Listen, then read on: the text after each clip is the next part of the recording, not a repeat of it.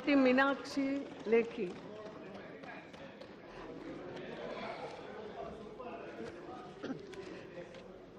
कभी दूसरों पर तनकीद मत करिए, तनकीद करने से पहले आईना अपने सामने रखिए। ऑनरेबल स्पीकर मैम, आज मैं आप सबके सामने खास तौर पे जो आईना भेजने की बात कह रहे हैं उनको आज आईना दिखाने का ही काम करने जा रही हूँ। और जब मोहम्मद सलीम साहब ने आज जो कुछ वाकया इस संसद में हुआ, ठीक उसी तरीके की डिबेट देश में शुरू की जा रही है।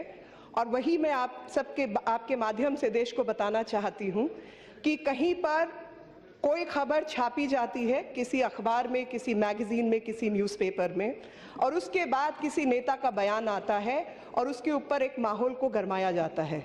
ठीक वही चीज़ वो लोग जो कि पिछले एक डेढ़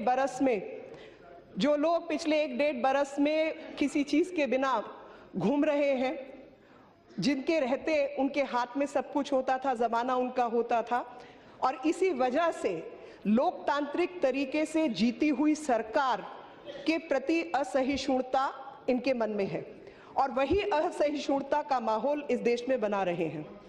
और ये बातें तथ्यों से साबित होती हैं, क्योंकि मेरे जैसे लोग तथ्यों से हटकर रेटरिक में नहीं बोलते। और तथ्य जो हैं वो मैं आपके समक्ष रखना चाहती हूँ। पहला तथ्य, जब ये कहा जाता है कि इस देश के अंदर असहिष्णुता का माहौल बढ़ रहा है, तो पहला तथ्य है, according to Ministry of Home Affairs, a total of 2,715 communal incidents occurred in the country from the year 2011 to 14. On an average, about 57 communal incidents per month in last 4 months. And 85% of these incidents occurred in just 7 states. All of them were either ruled by the Congress or the non-BJP parties. ये तथ्य है। तथ्य ये है कि incidents of communal violence have actually declined during the past 14-18 months, because this year has recorded 644 cases in the year 2014 as per information available, and this was so stated even in the Rajya Sabha by the Minority Affairs Minister.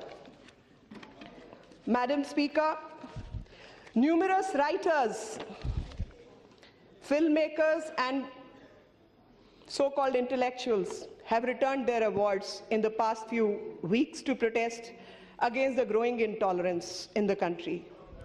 I'm sure there are a lot of people who are actually worried about this atmosphere which is sought to be created in this country and who have not returned their awards. And according to me, these were probably the rewards for political considerations and not the awards which were genuinely sought. I would like to assure them that India is not becoming intolerant, and there is absolutely no data to support this particular fact. In fact, all this atmosphere is sought to be created to malign the image of a democratically elected government, and that is why I call them intellectual mercenaries.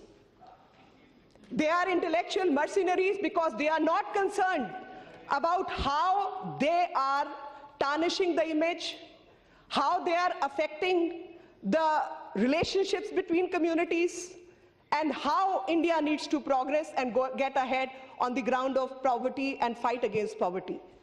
Our Prime Minister, in whose name a lot of bashanbazi has happened, Shri Narendra Modi has reiterated his commitment to the holistic development time and again, and spoken out against violence of any kind. And his rally in Bihar, he affirmed his stance on development and need for communal harmony while stating we must decide whether Hindus and Muslims should fight against each other or against poverty. Only peace and goodwill can take this country forward. This is our commitment to communal harmony of this country.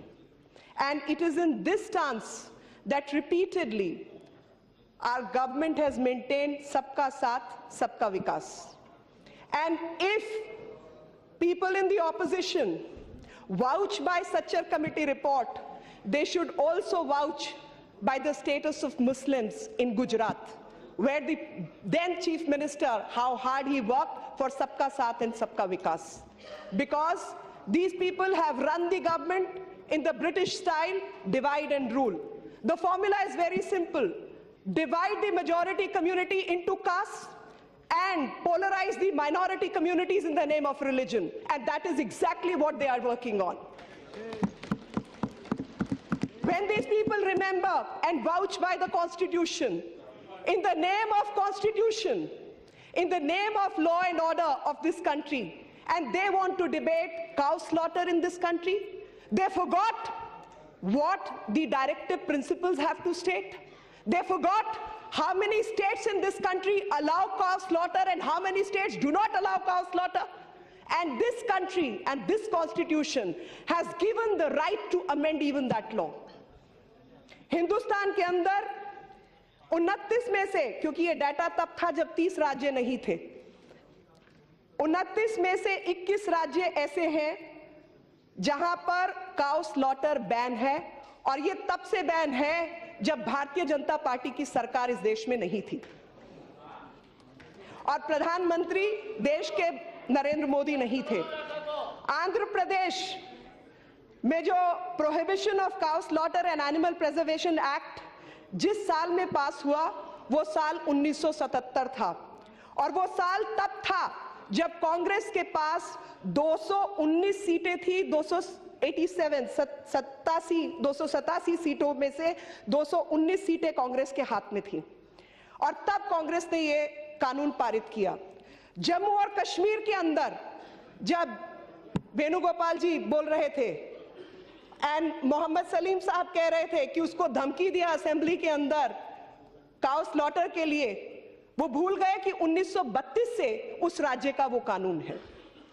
एक कानून मानने वाला देश जहां पर संविधान प्रमुख दस्तावेज है, क्या इस देश में और खास तौर पर जीते हुए प्रतिनिधि लोगों के बीच में ये माहौल बनाना चाहते हैं कि राज्य का कानून भले ही कुछ हो, आप राज्य के कानून को तोड़ें?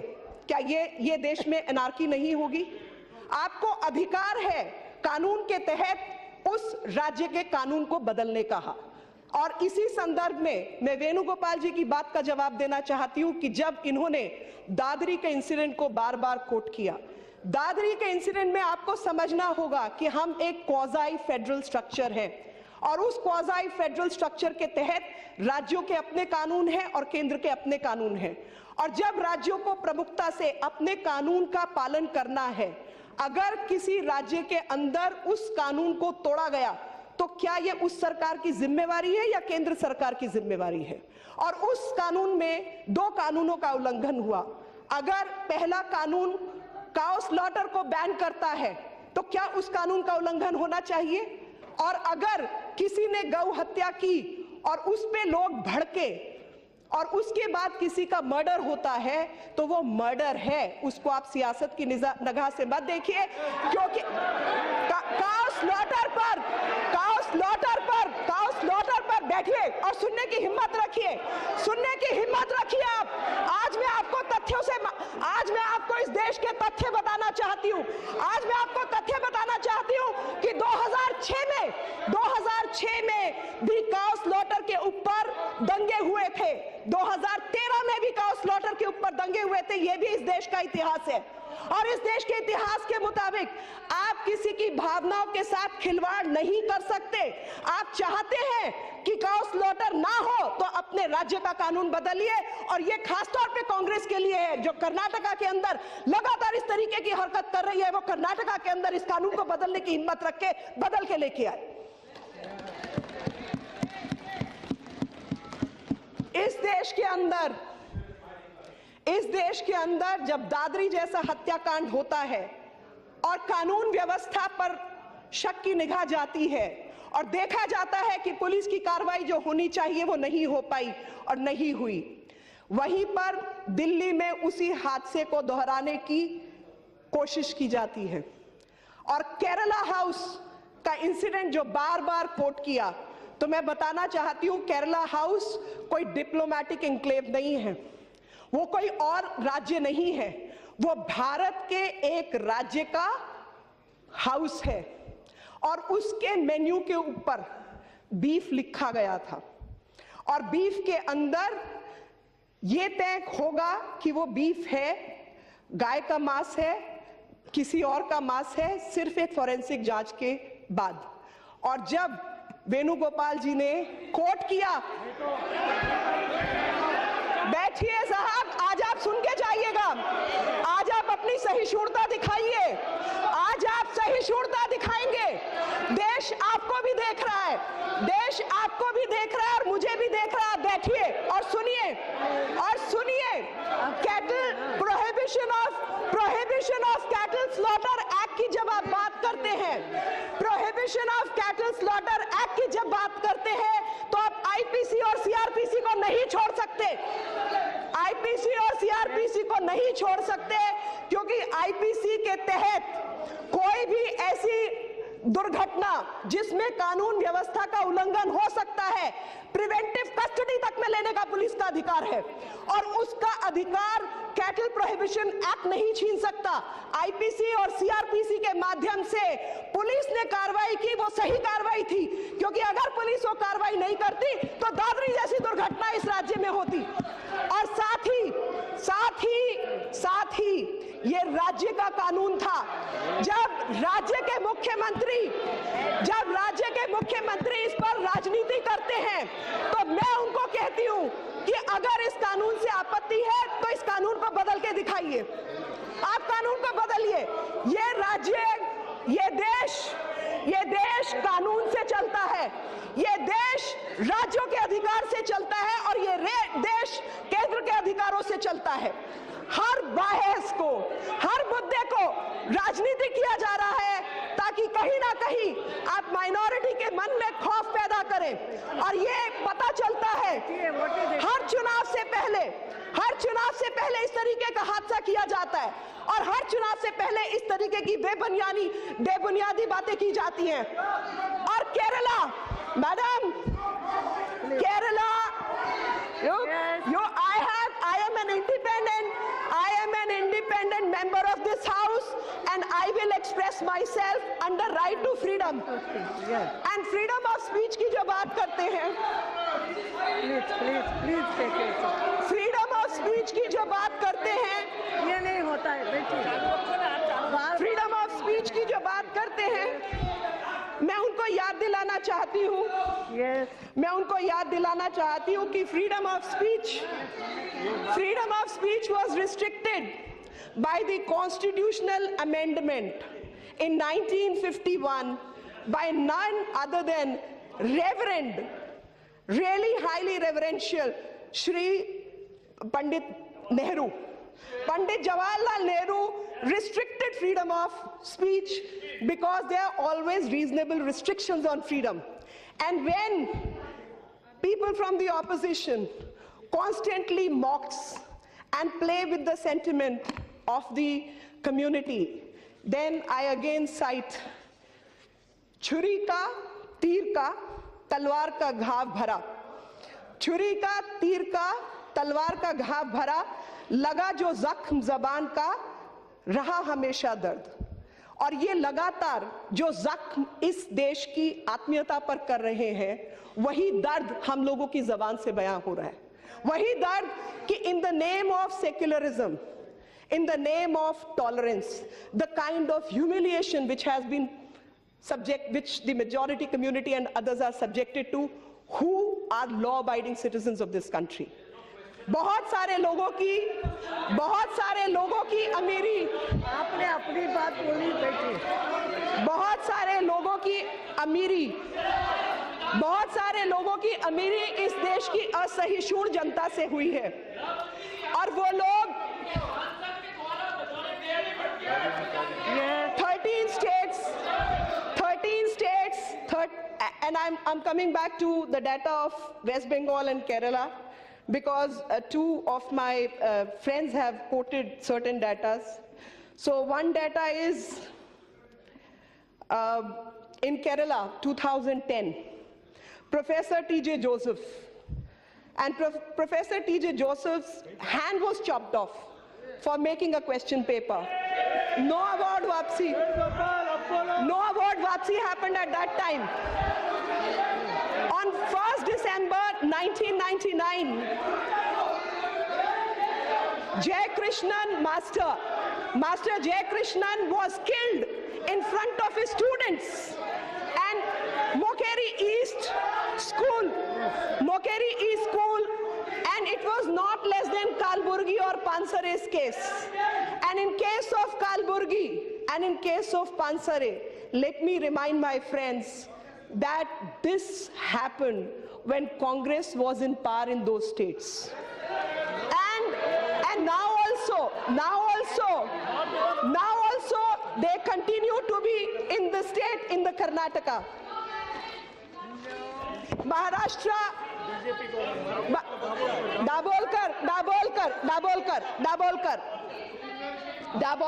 Dabolkar.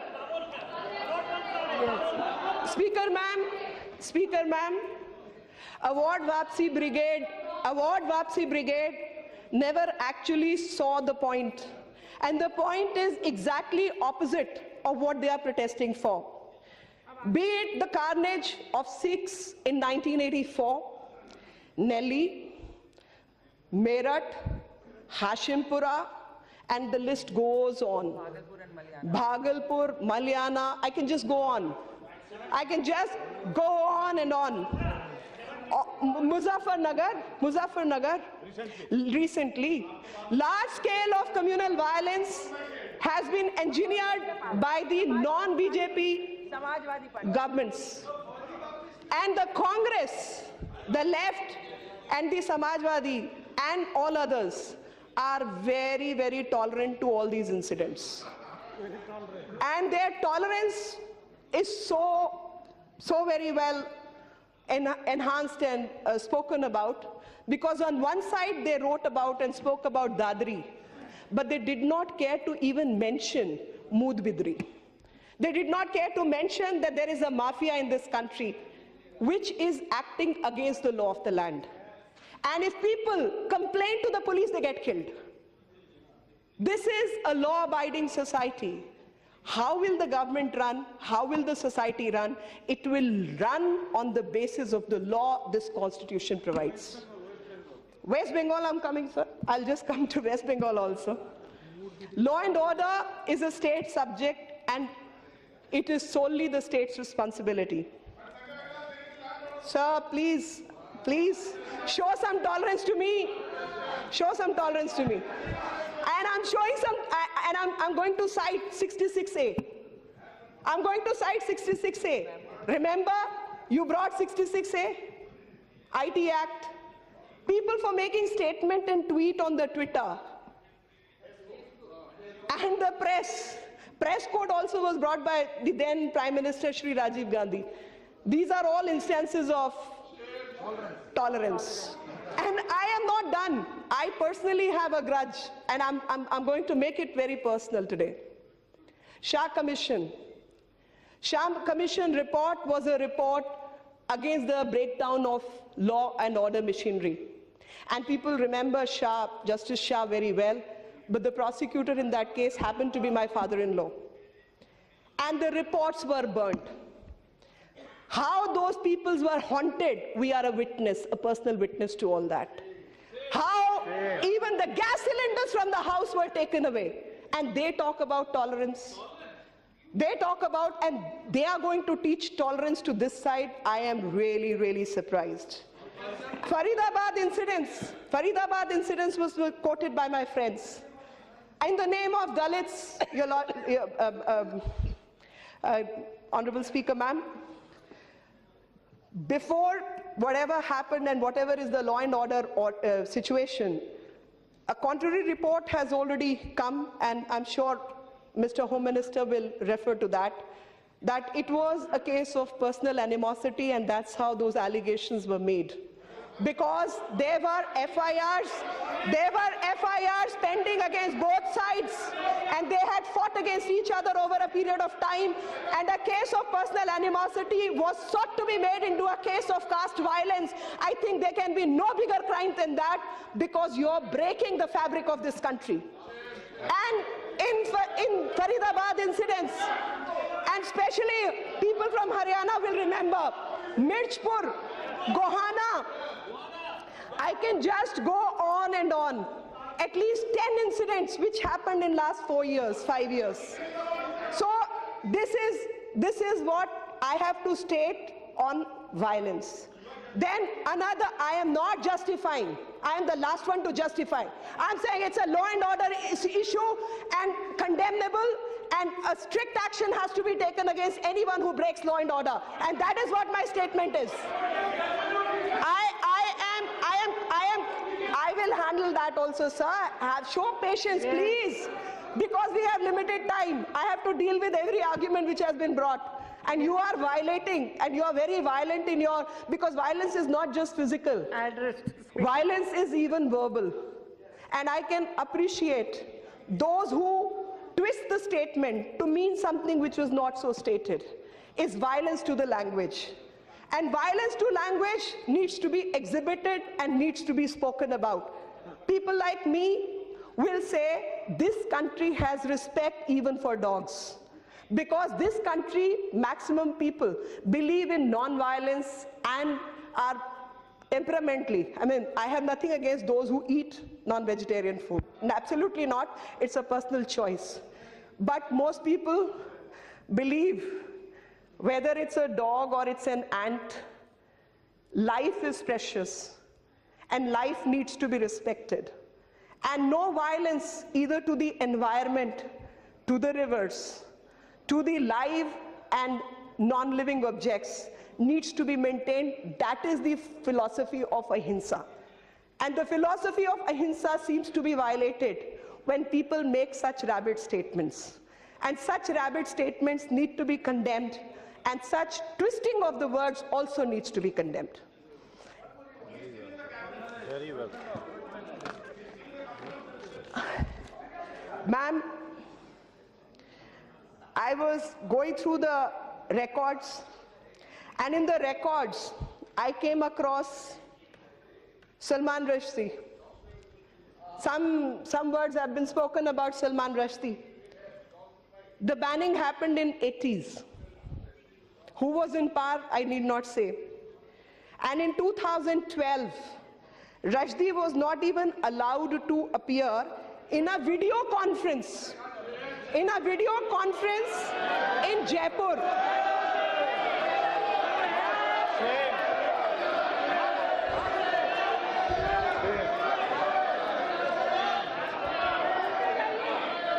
In the year, Madam Speaker, 55,408 लोग मारे गए 1977 से 2009 के बीच वेस्ट बंगाल के अंदर।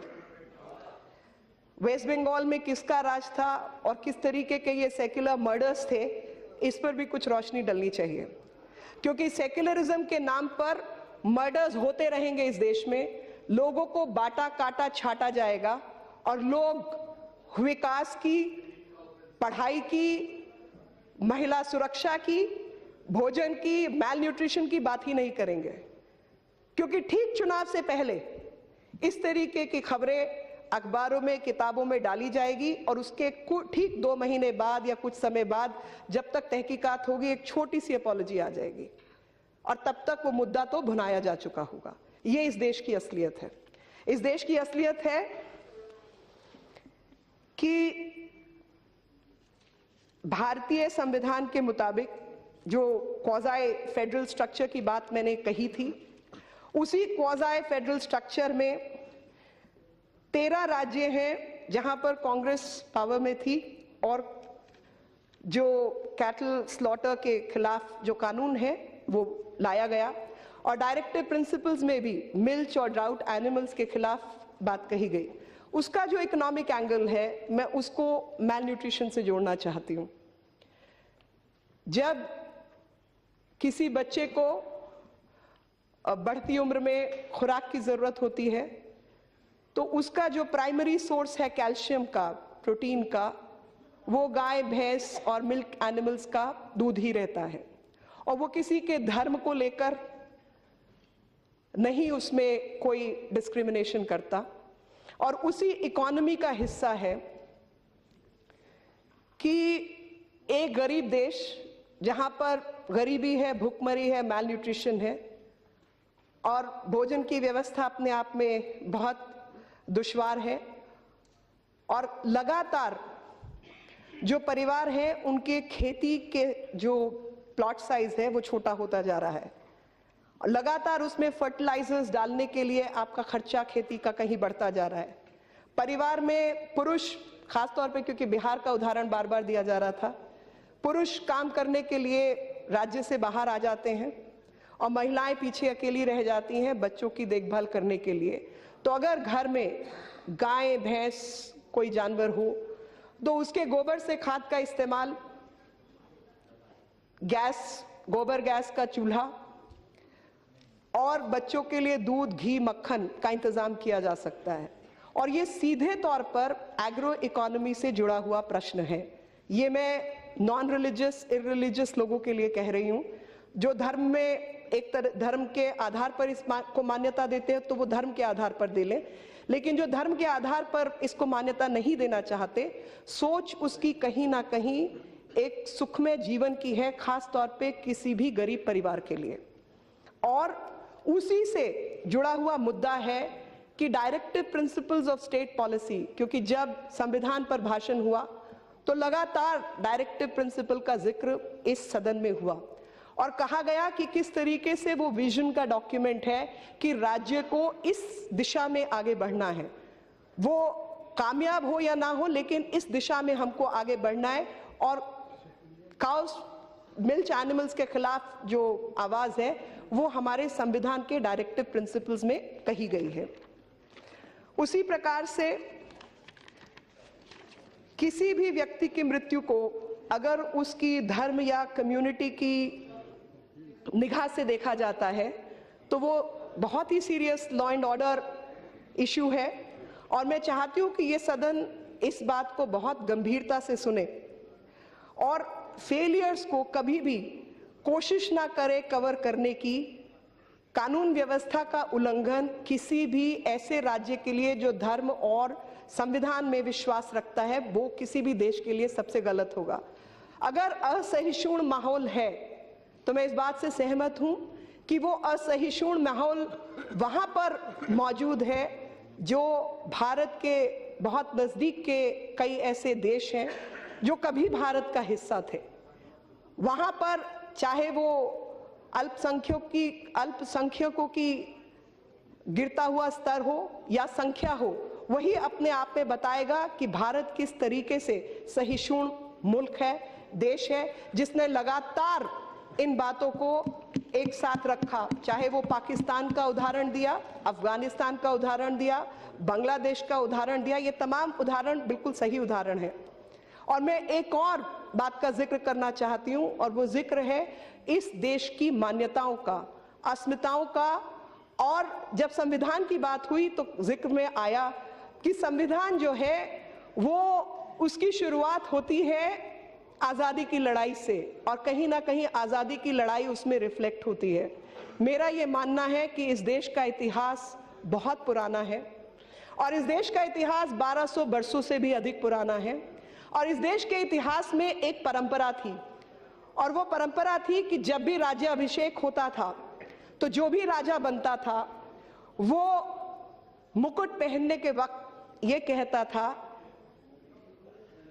अहम अदंड दोषी, अदंड दोषी, अदंड दोषी, यानी मैं सबसे ऊपर हूं और मेरे से ऊपर कोई और नहीं है। 3 बार वो ऐसा कहता था। लेकिन जो पुरोहित होता था, राजपुरोहित, वो उसके सर में एक छोटा सा डंडा जिसको कहा जाता है वो 3 बार मारता था और कहता था, धर्मदंड दोषी, धर्मदंड दोषी, धर्मदंड दोषी। यानी आप धर्म से ऊपर नहीं है और आप धर्म आपको भी कंट्रोल करेगा। इस संसद का धर्म यहां का संविधान है और संविधान और कानून का उल्लंघन करना किसी भी राज्य के हित में नहीं हो सकता। और लगातार इस देश में जो माहौल बनाया जा रहा है वो कानून के विरोध में माहौल बनाया जा रहा है। जिन विषयों को, जैसे मैंने कहा, अमेंडमेंट का अधिकार इस संसद के पास है और अमेंडमेंट का अधिकार किसी राज्य की लेजिस्लेटिव असेंबली के भी पास है। अगर आपको बहस करनी है और ऐसे किसी मुद्दे पर बहस करनी है, आप कानून व्यवस्था के तहत उस कानून व्यवस्था को बदलने के लिए बहस करें और अगर आप बदल सकते हैं तो आप उसको बदलें। लिटरेचर फेस्टिवल्स में जो लोग जाकर इस पर भाषण करते हैं उनसे मेरा आग्रह रहेगा कि वो अपने राज्यों को, जो उनकी पार्टी द्वारा शासित राज्य हैं, उनको आदेश करें कानून व्यवस्था को बदलने की। उसी प्रकार से एक मुख्यमंत्री जी, उन्होंने कहा हिंदी भाषियों को बाहर करो, और हाल ही की बात है। मुझे लगता है कि जो यहां पर भाषण करते हैं भारत के इंटेग्रिटी को लेकर, नेशनल इंटीग्रेशन को लेकर, वो कम से कम भाषाओं के नाम पर लोगों को बांटने का काम ना करें। उसी प्रकार से बिहार का उदाहरण बार बार दिया गया। बिहार का जब उदाहरण बार बार दिया गया, बिहार का उदाहरण जब बार बार दिया गया तो बिहार के उदाहरण में बहारी शब्द का इस्तेमाल हुआ। मुझे लगता है एक भारतीय होने के नाते मैं भारतवर्ष में कहीं भी बहारी नहीं हूं, और क्योंकि मैं बहारी नहीं हूं, ऐसे अपशब्दों का इस्तेमाल करना ही संविधान के खिलाफ है। और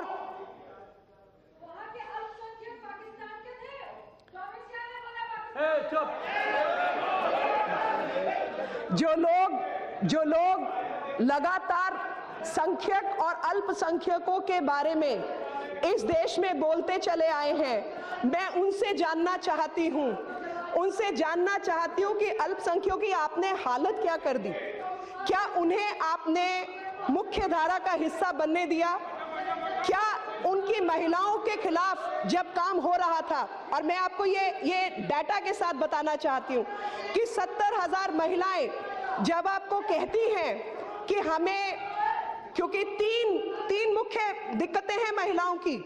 पहली दिक्कत है मेंटेनेंस की, दूसरी दिक्कत है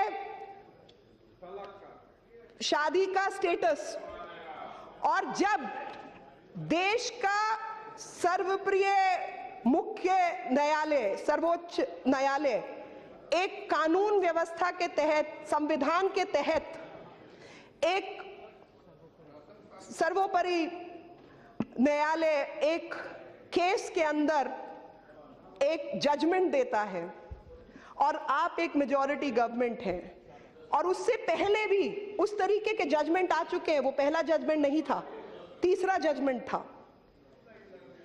ऐसे जजमेंट्स के बाद क्या इस संसद ने, जो उस समय थी, उसने देश के कानून को फेल नहीं किया?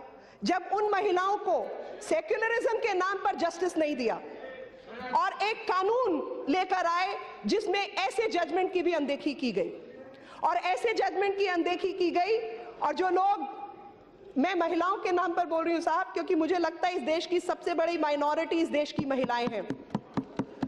इस देश की महिलाएं सब, जितने आपके सर्वोच्च पद हो, चाहे इकोनॉमिक डाटा हो, चाहे पढ़ाई लिखाई का डाटा हो, चाहे न्यूट्रिशन का डाटा हो, सब जगह इन सब चीजों से दूर हैं, और उनके साथ डिस्क्रिमिनेशन हर समाज ने की है।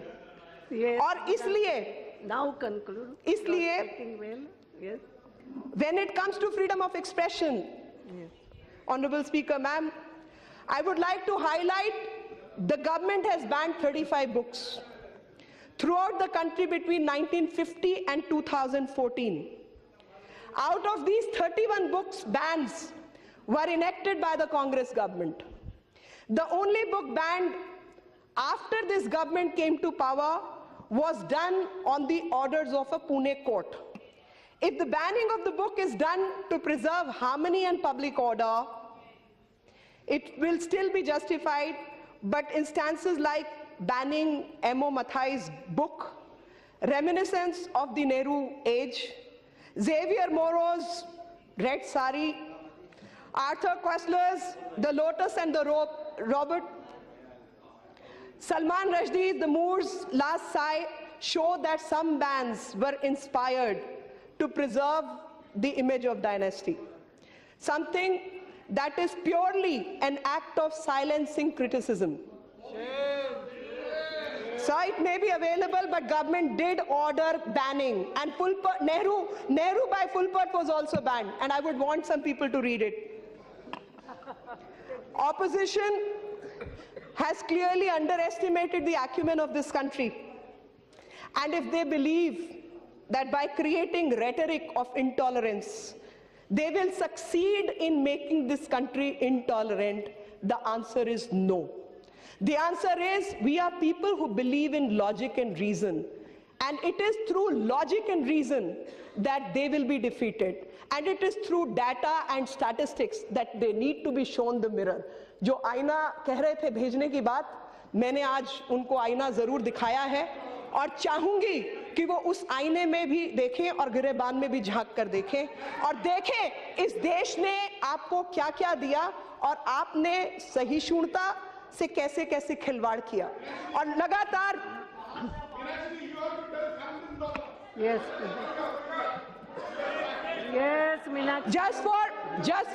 just for securing political agendas a few things shall not be tolerated by Delhi और बिहार. दिल्ली का भी मैं आपको बताना चाहती हूं, जो बिहार में दादरी के इंसिडेंट्स को लेकर हुआ, ठीक उसी प्रकार से दिल्ली के चुनाव के ठीक पहले चर्च अटैक शुरू किया गया. और जब तथ्य सामने आए तो सामने आया कि चर्च से अधिक मंदिरों पर अटैक हुए थे और मस्जिदों पर हुए थे. लेकिन इस तरीके की हरकतें लगातार देश के ताने बाने के साथ खिलवाड़ है, और यही बात मैं अपने भारत के देशवासियों को बताना चाहती हूं कि आप इस खिलवाड़ का शिकार ना हो. और इस खिलवाड़ का शिकार इसलिए ना हो क्योंकि अगर आप 80 और 90 के दशक को देखें तो आप पाएंगे कि 50,000 लोग 80 और 90 के दशक में पंजाब में मारे गए. और उस समय कौन सी सरकार थी आप सभी जानते हैं. अमृतसर के अंदर अभी हाल ही में सो कॉल्ड सरबत खालसा का जलसा हुआ, और उस जलसे के अंदर स्टेज के ऊपर से खालिस्तान की मांग की गई. उस समय स्टेज पर कौन कौन लोग मौजूद थे, ये मैं जानना चाहती हूं कांग्रेस के लोगों से. मैं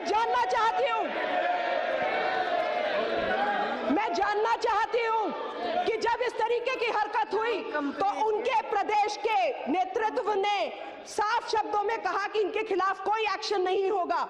क्या इस देश में जो भाषण देते हैं नेशनल इंटीग्रेशन का, वो पूछेंगे नहीं अपने ऑफिस बेयरर से या एमएलए से कि आपके सामने जब खालिस्तान की मांग की गई तो आप वहां बैठे क्यों रहे और आपने उस जलसे में पार्टिसिपेट कैसे किया. इस देश ने खून देखा है, बहुत लोगों के बलिदान के बाद ये देश और ये आजादी हमें मिली है. और जब राजनीतिज्ञ इन सब विषयों से देश को भ्रमित करना चाहते हैं और राज्य के आधार पर इस पर रणनीति बनाना चाहते हैं, तो मैं उस राज्य की जनता से, इस देश के नागरिकों से, उन सब लोगों से जिनको संविधान और कानून में विश्वास है, कहूंगी कि हाथ जोड़कर करबद्ध आपसे विनती है कि कानून के तहत जो भी उस राज्य का नियम है कृपया करके उसका पालन कीजिए या उस कानून को बदलने की हिम्मत रखिए. बहुत बहुत धन्यवाद. श्री दिनेश त्रिवेदी जी.